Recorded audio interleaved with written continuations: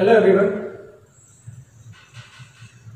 उम्मीद है आप सब लोग अच्छे होंगे, अपनी पढ़ाई जारी रखे होंगे। सॉल्यूशन का आज का जो हमारा टॉपिक है वो है सॉलिड इनटू लिक्विड सॉल्यूशन। अपने टॉपिक पे जाने से पहले दो तीन छोटे छोटे टर्म्स हैं, उन तीनों टर्म्स को हम डिफाइन करेंगे और फिर हम अपने टॉपिक को डिस्कस करेंगे। पहला जो हमारा टर्म है वो है सॉल्युबिलिटी। एक फिक्स्ड अमाउंट ऑफ सॉल्वेंट के अंदर आप बिना टेम्परेचर को चेंज किए हुए कितना maximum amount of solute dissolve कर सकते हैं, इसी को उस सॉल्यूशन की सॉल्युबिलिटी कहेंगे। फिर से एक बार, जब हम किसी भी फिक्स्ड अमाउंट ऑफ सॉल्वेंट के अंदर टेम्परेचर बिना चेंज किए हुए जितना मैक्सिमम क्वांटिटी सॉल्यूट की डिसॉल्व कर सकते हैं, वही उस सॉल्यूशन की सॉल्युबिलिटी कहलाएगी। यानी टेम्परेचर चेंज ना करिए और बिना टेम्परेचर को चेंज किए हुए जितना maximum amount of solute dissolve कर सकते हो आप किसी सॉल्वेंट के अंदर, वही उसकी सॉल्युबिलिटी कहलाएगी। सॉल्युबिलिटी चेंज हो सकती है अगर हम कुछ फैक्टर्स को चेंज करें तो। उन फैक्टर्स का डिस्कशन हम करेंगे। पहले हम दूसरे टर्म की तरफ बढ़ते हैं। दूसरा टर्म है हमारा डिसोल्यूशन। जब हम किसी सॉल्यूट को सॉल्वेंट के अंदर डिसॉल्व करते हैं और रेगुलरली सॉल्यूट का कंसंट्रेशन इंक्रीज होता जाता है, तो हम इस प्रोसेस को, इस फिनोमेना को डिसोल्यूशन कहते हैं। डिसोल्यूशन मींस सिंपली घुलना। यानी जब किसी सॉल्वेंट के अंदर सॉल्यूट का कंसंट्रेशन या अमाउंट रेगुलरली इंक्रीज करेगा, तो हम कहेंगे कि वो सॉल्यूट उस सॉल्वेंट के अंदर डिसॉल्व हो रहा है और प्रोसेस डिसोल्यूशन कहलाएगी।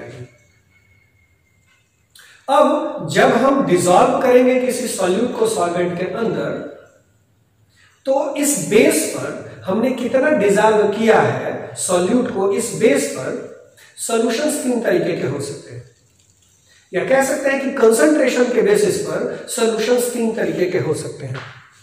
तो पहला था हमारा सॉल्युबिलिटी, यानी फिक्स्ड अमाउंट ऑफ सॉल्वेंट में टेम्परेचर को बिना चेंज किए हुए कितना मैक्सिमम आप सॉल्यूट डिसॉल्व कर सकते हैं, वो उसकी सॉल्युबिलिटी होगी।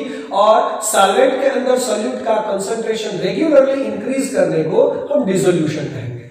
हम बात करने वाले हैं सॉल्यूशन के टाइप की on the basis of concentration, यानी कंसंट्रेशन के बेसिस पर सॉल्यूशन कितने टाइप का हो सकता है। तो सॉल्यूशन टोटली तीन टाइप का हो सकता है। Number one is unsaturated solution, number second is saturated solution and number third is super saturated solution. तो तीन तरीके के सॉल्यूशंस हैं बेस्ड अपॉन देयर कंसंट्रेशन। आइए लेते हैं unsaturated solution. Unsaturated solution means ऐसा सॉल्यूशन जिसमें बिना टेम्परेचर प्रेशर चेंज किए हुए और अधिक सॉल्यूट डिसॉल्व करने की गुंजाइश हो, आप उसे अनसैचुरेटेड सॉल्यूशन कहेंगे। फिर से, अगर किसी सॉल्यूशन के अंदर बिना टेम्परेचर चेंज किए हुए आप और अधिक सॉल्यूट डिसॉल्व कर सकते हो, तो वो हमारा अनसैचुरेटेड सॉल्यूशन है। लेकिन अगर किसी सॉल्यूशन के अंदर बिना टेम्परेचर प्रेशर को चेंज किए हुए और अधिक सॉल्यूट आप डिसॉल्व न कर पाए, तो उस सॉल्यूशन को हम सैचुरेटेड सॉल्यूशन कहेंगे। यानी जब और अधिक गुंजाइश ना हो डिसॉल्व होने की, तो उसको हम अनसैचुरेटेड कहेंगे। फिर से एक बार, जब सॉल्वेंट के अंदर सॉल्यूट डिसॉल्व किया जा सकता हो, गुंजाइश हो घुलने की, तो अनसैचुरेटेड होगा, और अगर गुंजाइश ना हो और अधिक डिसॉल्व ना किया जा सके, तो फिर हम उसको सैचुरेटेड सॉल्यूशन कहेंगे। लेकिन उस सैचुरेटेड सॉल्यूशन में भी जितनी क्वांटिटी सॉल्यूट की होनी चाहिए, अगर उसके कंपैरिजन में ज्यादा सॉल्यूट डिसॉल्व किया गया है, तो हम उस सॉल्यूशन को सुपर सैचुरेटेड सॉल्यूशन कहेंगे। यानी वो सॉल्यूशन जिसके अंदर सॉल्यूट की क्वांटिटी सैचुरेटेड सॉल्यूशन से भी ज्यादा हो, यानी वो सॉल्यूशन जिसके अंदर सॉल्यूट की क्वांटिटी आवश्यकता से अधिक हो, जितना घुल सकता हो उससे भी ज्यादा हो, तो हम उस सॉल्यूशन को सुपर सैचुरेटेड सॉल्यूशन कहेंगे। किसी भी सैचुरेटेड सॉल्यूशन को अनसैचुरेटेड सॉल्यूशन में या अनसैचुरेटेड सॉल्यूशन को सैचुरेटेड सॉल्यूशन में कन्वर्ट किया जा सकता है। इसके लिए हम सॉल्यूट और सॉल्वेंट की क्वांटिटी को चेंज कर देंगे तो सैचुरेटेड को अनसैचुरेटेड या फिर इसका उल्टा भी किया जा सकता है। मान लीजिए हमारे पास कोई सैचुरेटेड सॉल्यूशन है, हम उसके अंदर सॉल्वेंट डिसॉल्व कर दें, अनसैचुरेटेड सॉल्यूशन हो जाएगा। अगर हमारे पास कोई अनसैचुरेटेड सॉल्यूशन है, सॉल्यूट डिसॉल्व कर दें, वो हमारा सैचुरेटेड सॉल्यूशन हो जाएगा। अब अगर मान लीजिए हमारे पास कोई अनसैचुरेटेड सॉल्यूशन है और हमने उसके अंदर धीरे धीरे डिसॉल्व करना शुरू किया किसी भी सॉल्यूट को, तो रेगुलरली डिसोल्यूशन प्रोसेस की वजह से उस सॉल्वेंट के अंदर सॉल्यूट का कंसंट्रेशन इंक्रीज करेगा।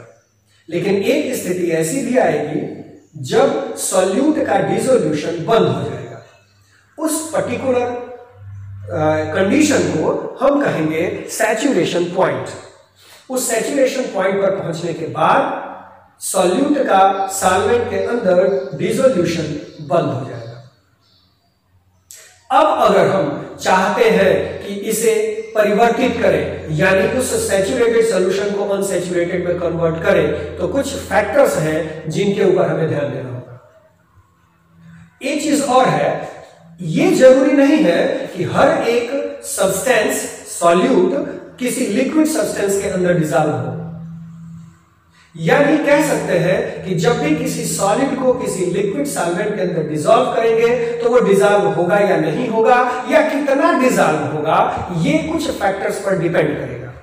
यानी कह सकते हैं कि किसी भी सॉलिड इनटू लिक्विड सॉल्यूशन का डिसोल्यूशन कुछ फैक्टर्स पर डिपेंड करेगा, और वो क्या फैक्टर्स हैं आइए हम जानने की कोशिश करते हैं। तो हमारा अगला टॉपिक है फैक्टर्स affecting dissolution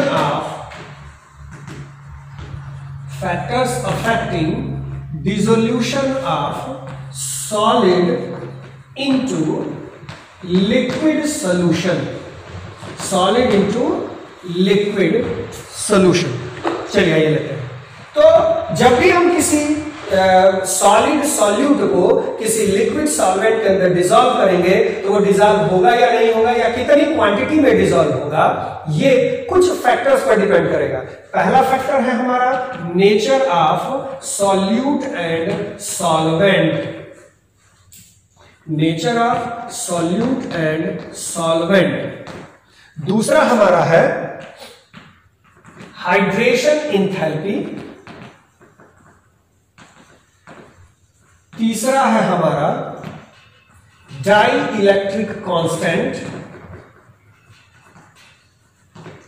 चौथा है हमारा प्रेशर। पांचवा है हमारा टेम्परेचर। यानी टोटल 5 फैक्टर्स हैं जो अफेक्ट कर सकते हैं किसी भी सॉलिड सॉल्यूट के सॉल्वेंट के अंदर डिसोल्यूशन को।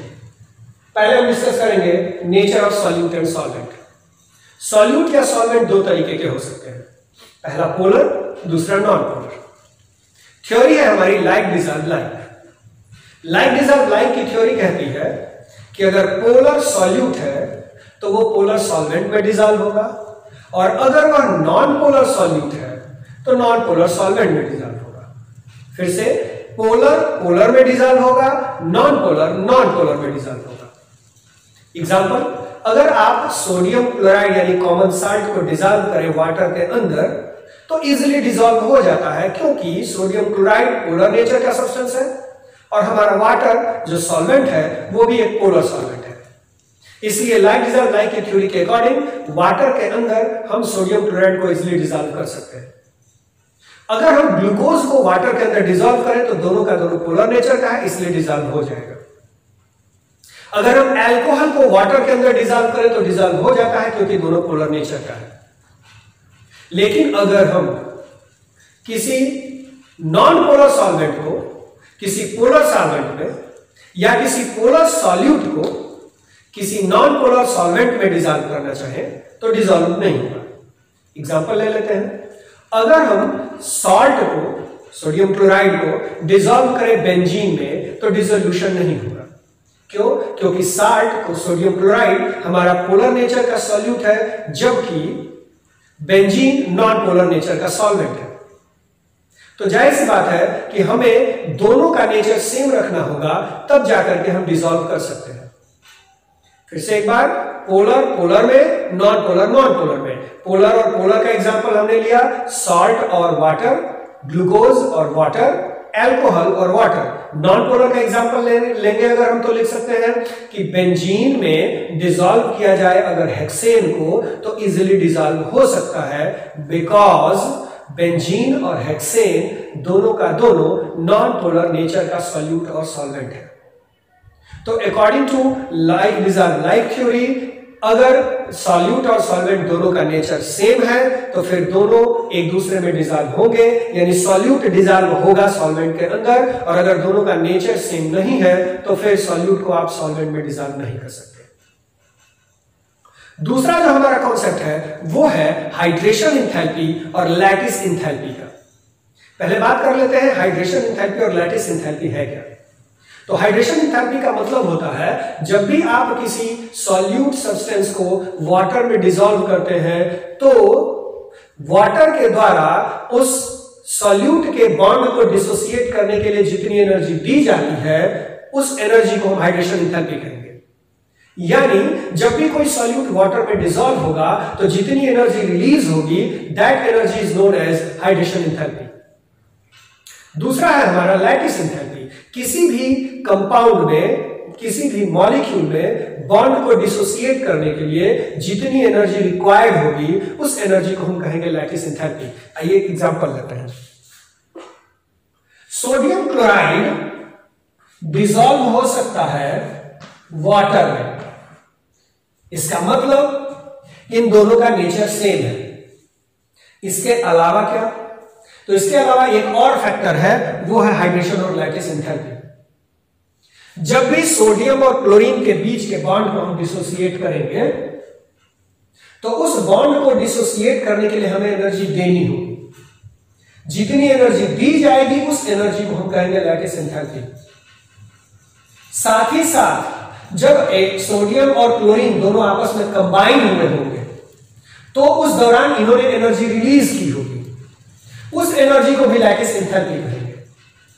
फिर से, जब दो एटम्स आपस में कंबाइन होकर कोई मॉलिक्यूल बनाए और एनर्जी रिलीज करें तो उस एनर्जी को हम लैटिस एंथैल्पी कहेंगे। साथ ही साथ उन दोनों एटम्स को एक दूसरे से सेपरेट करने के लिए हमें एनर्जी देनी होगी, उस एनर्जी को भी हम लैटिस एंथैल्पी कहेंगे। जब भी कोई दो एटम आपस में कंबाइन होकर एनर्जी रिलीज करेंगे या उन्हीं दोनों एटम को हम एक दूसरे से सेपरेट करेंगे तो एनर्जी देंगे, तो ये दोनों एनर्जी लैटिस एंथैल्पी कहलाएगी और ये दोनों एनर्जी आपस में इक्वल होगी। यानी सोडियम क्लोराइड जब बनेगा तो रिलीज होने वाली एनर्जी और सोडियम क्लोराइड को जब डिसोसिएट करेंगे तो दी जाने वाली एनर्जी दोनों कॉमन होगी, सेम होगी, दोनों को हम लैटिस एंथैल्पी कहेंगे। अब इस सोडियम क्लोराइड को जब हम वाटर में डिसॉल्व करेंगे तो वाटर एनर्जी सप्लाई करेगा इस बॉन्ड को डिसोसिएट करने के लिए, यानी सोडियम और क्लोरीन के बीच के बॉन्ड को डिसोसिएट करने के लिए। यानी हम कह सकते हैं कि वाटर लैटिस एंथैल्पी के इक्वल एनर्जी देने की कोशिश करेगा।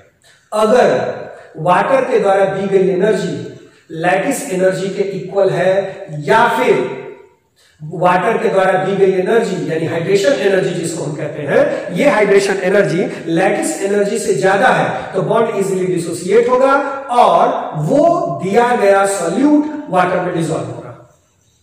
यानी अगर किसी भी सॉल्यूट के लिए लैटिस एंथैल्पी की वैल्यू कम हो हाइड्रेशन एंथैल्पी की अपेक्षा तो दिया गया सॉल्यूट वाटर में डिसॉल्व होगा, और अगर हमारे किसी भी सॉल्यूट के लिए लैटिस एंथैल्पी की वैल्यू हाइड्रेशन एंथैल्पी से ज्यादा होगी तो वो दिया गया सॉल्यूट वाटर में डिसॉल्व नहीं होगा।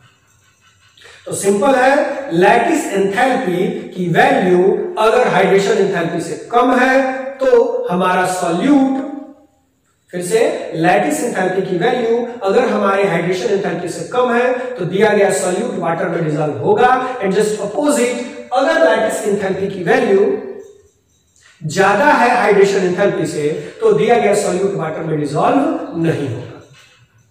तीसरा हमारा फैक्टर है जो अफेक्ट करता है डिसोल्यूशन को, वो है डाइलेक्ट्रिक कांस्टेंट। जिस सब्सटेंस का डाइलेक्ट्रिक कांस्टेंट जितना ही ज्यादा होगा वह उतना ही इजीली पोलर सब्सटेंसेस को अपने अंदर डिसॉल्व कर सकेगा। वाटर का डाइलेक्ट्रिक कांस्टेंट चूंकि हाई होता है, दैट्स व्हाई वो अपने अंदर पोलर नेचर के सब्सटेंसेस को इजीली डिसॉल्व कर पाता है। तो डाइलेक्ट्रिक कांस्टेंट डायरेक्टली प्रोपोर्शनल होगा डिसोल्यूशन की रेट के। डाइलेक्ट्रिक कांस्टेंट जितना ज्यादा होगा डिसोल्यूशन की रेट उतनी ही हाई होगी। चौथा हमारा फैक्टर है प्रेशर का। तो अलग अलग सॉल्यूट और सॉल्वेंट के केस के लिए प्रेशर का जो फैक्टर है वो अलग अलग तरीके से एक्ट करता है। अगर हम किसी सॉलिड सॉल्यूट को डिसॉल्व कर रहे हैं किसी लिक्विड सॉल्वेंट के अंदर तो वहां प्रेशर का कोई रोल नहीं होता, लेकिन इसका मतलब यह नहीं है कि किसी भी दूसरे अन्य सॉल्यूशन के लिए सॉलिड और किसी अन्य सॉल्यूशन के लिए प्रेशर का कोई रोल नहीं होगा। केवल और केवल जब हम सॉलिड इनटू लिक्विड की बात करते हैं तो ऐसे सॉल्यूशंस के लिए हमारा जो प्रेशर है वो कोई रोल प्ले नहीं करता। दूसरे सॉल्यूशंस के लिए प्रेशर का एक पर्टिकुलर रोल होगा जिसके बारे में हम अगले सेक्शंस में पढ़ेंगे। अगला जो हमारा फैक्टर है वो है टेम्परेचर। ये फैक्टर सबसे इंपॉर्टेंट होता है। जनरल वे में देखा जाए तो अगर हम किसी सॉल्यूशन को जो कि कंसंट्रेटेड है यानी कि कंप्लीटली सैचुरेटेड सॉल्यूशन है, उस सॉल्यूशन को अगर हम हीट करते हैं तो उसके अंदर और अधिक प्रोबेबिलिटी है कि हम सॉल्यूट को डिसॉल्व कर सकें। यानी टेम्परेचर के इंक्रीज करने पर जनरली टेम्परेचर के इंक्रीज करने पर हम किसी भी सॉल्यूशन के अंदर और अधिक सॉल्यूट डिसॉल्व कर सकते हैं।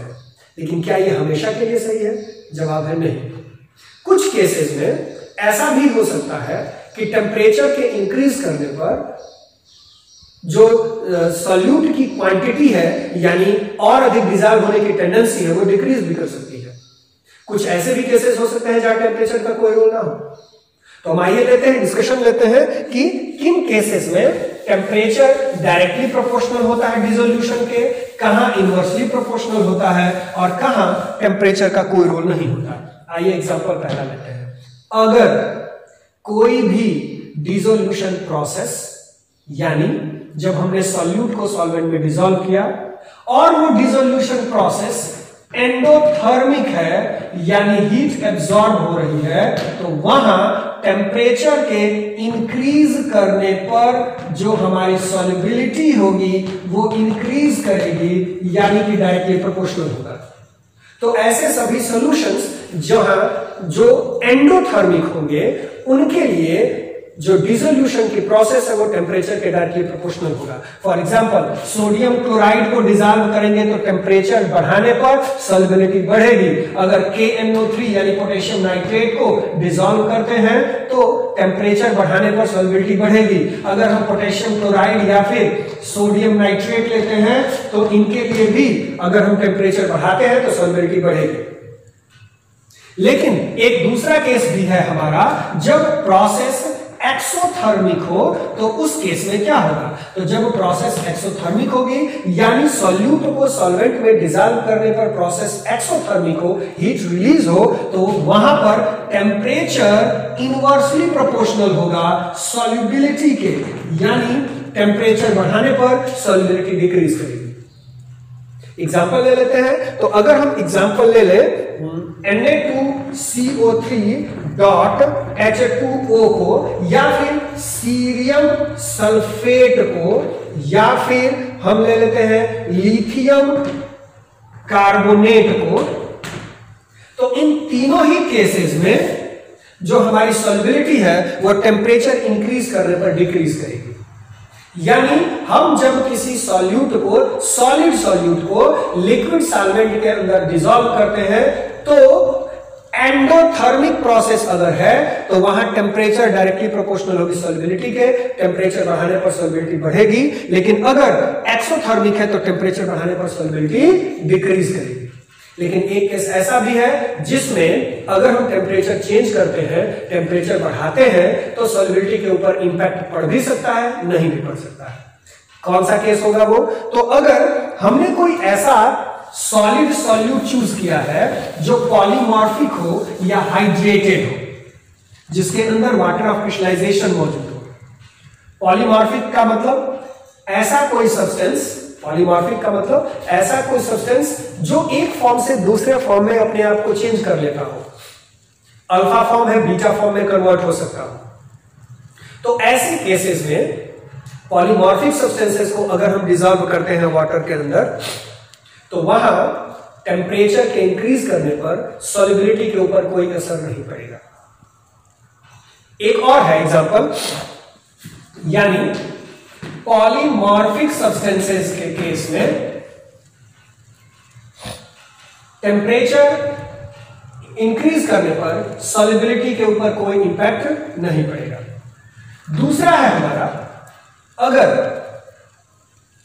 दिया गया सॉल्यूट हाइड्रेटेड है, फॉर एग्जांपल हमने ले लिया CaCl2.6H2O और हमने इसे हीट किया, और हीट करने पर यह कन्वर्ट हो गया CaCl2.4H2O, और अधिक हीट करते हैं तो कन्वर्ट होता है CaCl2.2H2O, और अधिक हीट करते हैं तो कन्वर्ट होता है CaCl2.H2O। यानी रेगुलरली हम चेक कर रहे हैं, देख रहे हैं कि टेम्परेचर बढ़ाने पर इसका एक हाइड्रेटेड फॉर्म दूसरे हाइड्रेटेड फॉर्म में कन्वर्ट हो रहा है। तो अगर कोई ऐसा हमारा सॉलिड सॉल्यूट हो जिसका टेम्परेचर चेंज करने पर एक हाइड्रेटेड फॉर्म से दूसरे हाइड्रेटेड फॉर्म में कन्वर्जन होता है, तो वहां पर जो हमारा सॉल्यूट होगा उसका टेम्परेचर सॉल्यूशन के अंदर, सॉल्वेंट के अंदर डिसॉल्व करने पर जो सॉल्यूशन बनेगा उसका टेम्परेचर बढ़ाने पर उसकी सॉल्युबिलिटी के ऊपर कोई असर नहीं पड़ेगा। तीसरा एक एग्जांपल है, अगर कोई ऐसा सॉल्यूट है जो हाइड्रेटेड से अनहाइड्रेटेड फॉर्म में कन्वर्ट हो जाए, फॉर एग्जांपल Na2SO4.10H2O का एग्जांपल लिया जाए, तो इसे हीट अगर करते हैं हम तो कन्वर्ट होता है Na2SO4 प्लस 10H2O के फॉर्म में, यानी ये हाइड्रेटेड फॉर्म से अनहाइड्रेटेड फॉर्म में कन्वर्ट हो सकता है। तो इस केस में भी टेम्परेचर के इंक्रीज करने पर सॉल्युबिलिटी के ऊपर कोई असर नहीं पड़ता। फिर से एक बार, अगर प्रोसेस एंडोथर्मिक है तो टेम्परेचर डायरेक्टली प्रोपोर्शनल होगा सॉल्युबिलिटी के।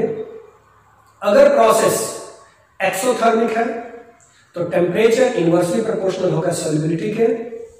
और अगर पॉलीमॉर्फिक सॉल्यूट हो, ऐसा सॉल्यूट हो जिसका कन्वर्जन एक हाइड्रेटेड फॉर्म से दूसरे हाइड्रेटेड फॉर्म में किया जा सकता हो, या फिर ऐसा सॉल्यूट हो जो हाइड्रेटेड से अनहाइड्रेटेड फॉर्म में कन्वर्ट हो जाता हो, तो इन केसेस में, इन तीनों केसेस में सॉल्यूट की सॉल्युबिलिटी टेम्परेचर पर डिपेंड नहीं करती है। अब वो टेम्परेचर जिसके द्वारा हम एक फॉर्म को दूसरे फॉर्म में कन्वर्ट कर पाते हैं, जैसे हमने पॉलीमॉर्फिक कहा कि एक फॉर्म से दूसरे फॉर्म में कन्वर्ट किया जा सकता है, तो इसके लिए हमें टेम्परेचर की जरूरत होगी। या फिर एक हाइड्रेटेड फॉर्म से दूसरे हाइड्रेटेड फॉर्म में कन्वर्ट कर सकते हैं, या फिर हाइड्रेटेड से अनहाइड्रेटेड फॉर्म में कन्वर्ट कर रहे हैं, तो इसके लिए जो टेम्परेचर रिक्वायर्ड होगा उस टेम्परेचर को हम कहेंगे ट्रांजिशन टेम्परेचर। यानी ऐसे सभी सब्सटेंसेस जिनके लिए ट्रांजिशन टेम्परेचर की जरूरत होती होगी, उन सब्सटेंसेस को वाटर में डिसॉल्व अगर करते हैं, किसी लिक्विड सॉल्वेंट के अंदर डिसॉल्व करते हैं, तो उनकी सॉल्युबिलिटी टेम्परेचर पर डिपेंडेंट नहीं है। तो आज हमने पढ़ा सॉलिड इनटू लिक्विड सॉल्यूशन के बारे में। हमने सबसे पहले बात की सॉल्युबिलिटी की, यानी एक फिक्स्ड अमाउंट ऑफ सॉल्वेंट में कितना मैक्सिमम सॉल्यूट डिसॉल्व किया जा सकता है बिना टेम्परेचर को चेंज किए हुए, ये उसकी सॉल्युबिलिटी कहलाएगी। दूसरा पढ़ा डिसोल्यूशन, जब किसी सॉल्वेंट के अंदर सॉल्यूट की क्वांटिटी रेगुलरली इंक्रीज कर दी जाए तो हम उस प्रोसेस को कहेंगे डिसोल्यूशन। फिर हमने पढ़ा सैचुरेटेड, अनसैचुरेटेड और सुपर सैचुरेटेड सॉल्यूशन। अगर किसी सॉल्यूशन के अंदर बिना टेम्परेचर चेंज किए हुए और अधिक सॉल्यूट डिसॉल्व करने की गुंजाइश हो तो उसको अनसैचुरेटेड सॉल्यूशन कहेंगे। अगर बिना टेम्परेचर चेंज किए हुए और अधिक सॉल्यूट ना डिसॉल्व किया जा सकता हो तो सैचुरेटेड सॉल्यूशन कहेंगे। और अगर जितना सैचुरेटेड सॉल्यूशन के लिए सॉल्यूट चाहिए किसी सॉल्यूशन में उससे ज्यादा सॉल्यूट अगर प्रेजेंट है तो उसे हम सुपर सैचुरेटेड सॉल्यूशन कहेंगे। इसके बाद हमने पढ़ा कि जब हम किसी सॉल्यूट को, सॉलिड सॉल्यूट को किसी भी लिक्विड सॉल्वेंट के अंदर डिसॉल्व करते हैं तो उसकी सॉल्युबिलिटी किन फैक्टर्स पर डिपेंड करेगी। पहला था हमारा लाइक डिसॉल्व लाइक, यानी पोलर सॉल्वेंट के अंदर पोलर सॉल्यूट और नॉन पोलर सॉल्वेंट के अंदर नॉन पोलर सॉल्यूट डिसॉल्व किया जा सकता है। दूसरा था हमारा हाइड्रेशन एंड लैटिस एंथैल्पी। अगर किसी सॉल्यूट के लिए हमारी हाइड्रेशन एंथैल्पी उसकी लैटिस एंथैल्पी से ज्यादा होगी तो वो इजीली वाटर में डिसॉल्व होगा, और अगर लैटिस एंथैल्पी की वैल्यू हाइड्रेशन एंथैल्पी की वैल्यू से ज्यादा होगी तो वो डिसॉल्व नहीं होगा। तीसरा था हमारा डाइलेक्ट्रिक कांस्टेंट। जिस सब्सटेंस का डाइलेक्ट्रिक कांस्टेंट जितना ही ज्यादा होगा उसके अंदर आयनिक या पोलर सब्सटेंसेस उतनी ही इजीली डिसॉल्व किए जा सकते हैं। चौथा था हमारा pressure. Solid into liquid solution के लिए प्रेशर का कोई रोल नहीं होता है। और पांचवा था हमारा टेम्परेचर। जनरल वे में टेम्परेचर डायरेक्टली प्रोपोर्शनल होता है सॉल्युबिलिटी के लिए, लेकिन अगर हम डिसोल्यूशन की प्रोसेस को कंसीडर करें तो एंडोथर्मिक प्रोसेस अगर होगी डिसोल्यूशन तो वहां टेम्परेचर डायरेक्टली प्रोपोर्शनल होगा सॉल्युबिलिटी के, अगर एक्सोथर्मिक होगा तो इनवर्सली प्रोपोर्शनल होगा सॉल्युबिलिटी के। और अगर ऐसा कोई कंडीशन हो जहां ट्रांजिशन टेम्परेचर की जरूरत पड़ती हो, यानी पॉलीमॉर्फिक हो या एक हाइड्रेटेड फॉर्म से दूसरे हाइड्रेटेड फॉर्म में कन्वर्जन होता हो या फिर हाइड्रेटेड फॉर्म से अनहाइड्रेटेड फॉर्म में कन्वर्जन होता हो, इन केसेस में टेम्परेचर का कोई रोल नहीं होता है सॉल्युबिलिटी के ऊपर। आज के लिए हम इतना ही रखते हैं। कल हम बात करेंगे जब किसी गैस को किसी लिक्विड के अंदर डिसॉल्व किया जाए तो उसके डिसोल्यूशन के लिए कौन सा लॉ होगा और साथ ही साथ वो किन फैक्टर्स पर उसकी सॉल्युबिलिटी डिपेंड करेगी। That's all for today.